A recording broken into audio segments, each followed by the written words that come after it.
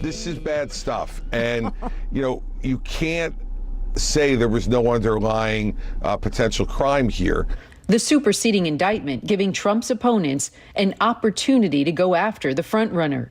It's pretty brazen. These guys were acting like the Corleones with no experience. Other candidates treading more cautiously over the indictment as Trump remains popular with the GOP base. None of us want to be talking about indictments. Yeah. I don't even know if it's the third, fourth, or fifth indictment right now, but what I can tell you is it's a distraction.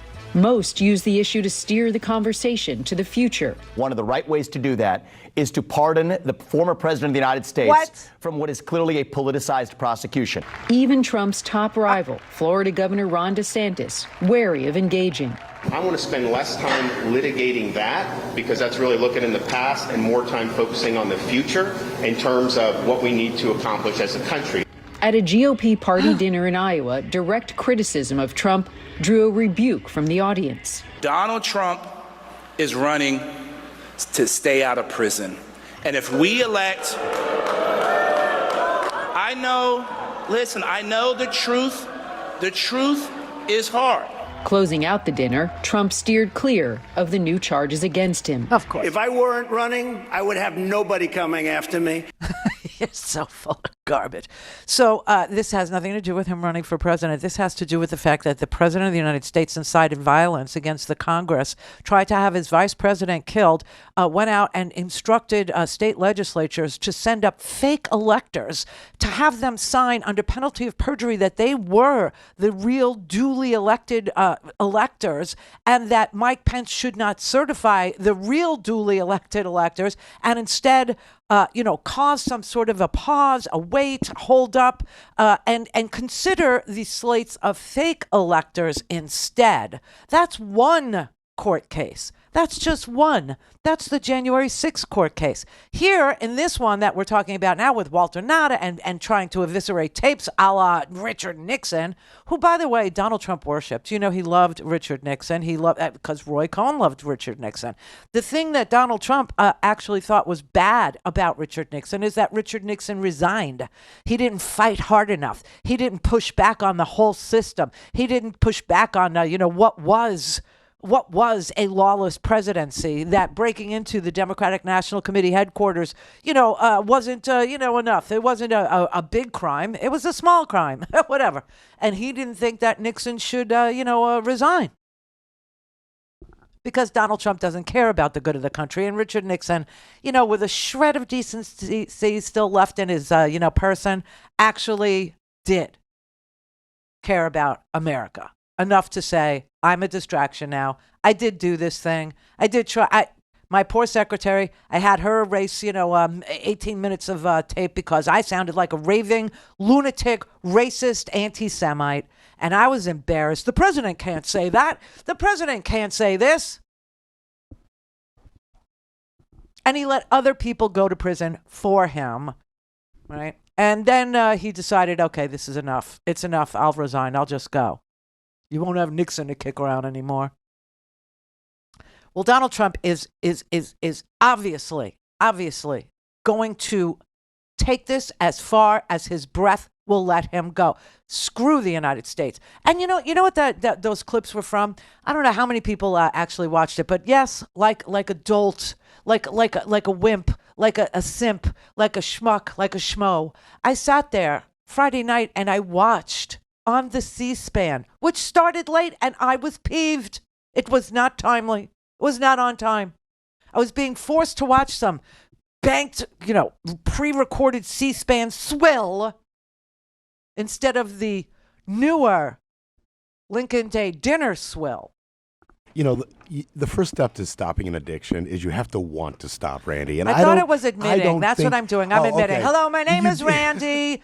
Coffee over there, Randy. Danish over there. I have a problem.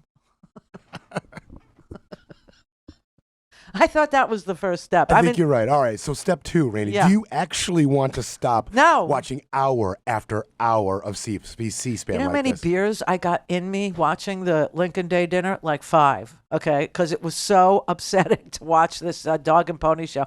That is supposed to be the top tier, the top tier, as if there was any top tier in this crowd of Republican candidates. You know, the highlight of the evening, okay, and this is telling you everything you need to know. The highlight of the evening was Asa Hutchinson, from Arkansas, the former governor of Arkansas, whose brother Tim was a lobbyist that that I knew was a drunk okay, and cheated on his wife with a girl named Randi. Yeah. And Asa was like this morally high-grounded, Jesus-y imbued sort of a governor of Arkansas. Meanwhile, his brother was soundly and roundly breaking every one of the commandments you could possibly remember, right, in front of me, and I had to keep my mouth shut. Okay? Anyway, Asa was the high point because Asa Hutchinson actually said that Donald Trump should not be president and that we can't put the country through this crap again. And the other highlight came a little further into the presentation, and it was Will Hurd. Will Hurd, the former congressman from Texas. Will Hurd is a former congressman from Texas because Will Hurd just decided that he didn't want to be a congressman anymore. Not because he lost an election and not because anything shady or ugly or untoward occurred. He wasn't kicked out. He didn't lose an election. He just didn't want to be a congressperson anymore because it just became so difficult to be a Republican congressman. The same thing happened to David Jolly from Florida. A lot of people quit. A lot of people just said, that's it, I've had enough. But now Will Hurd, who is an intelligence professional, had been for years before he was a Congress member, was actually a clandestine operator in the CIA. That's who Will Hurd is. He resigned, and now he's trying to, I don't know that he thinks or believes that he could be president of the United States, but I do think he believes that he should be on the debate stage. And so he went to the Lincoln Day dinner and asked people to give him $1 because, we went over the rules for their stupid debate. Forget about the loyalty pledge, which is what they keep shoving down your throat. You need to know about the debate, the Republican debate. What you need to know about the Republican debate is you need 40,000 individual donors, right? 40,000 different donors. And that's why Will Hurd was asking for people to give him $1. If he could get 40,000 people to give him $1, he would qualify to be on the debate stage, and he needs to be there. Because the only people that are going to actually call out Donald Trump on his lawlessness and his unfitness, I don't know what else to call it. He's unfit to be president. Is Will Hurd, Asa Hutchinson, and Chris Christie. Now, Chris Christie wasn't at this dinner because he knew that this audience at this dinner would not be receptive to the Donald Trump's a criminal message, but Will Hurd showed up. Should give him $1 for that.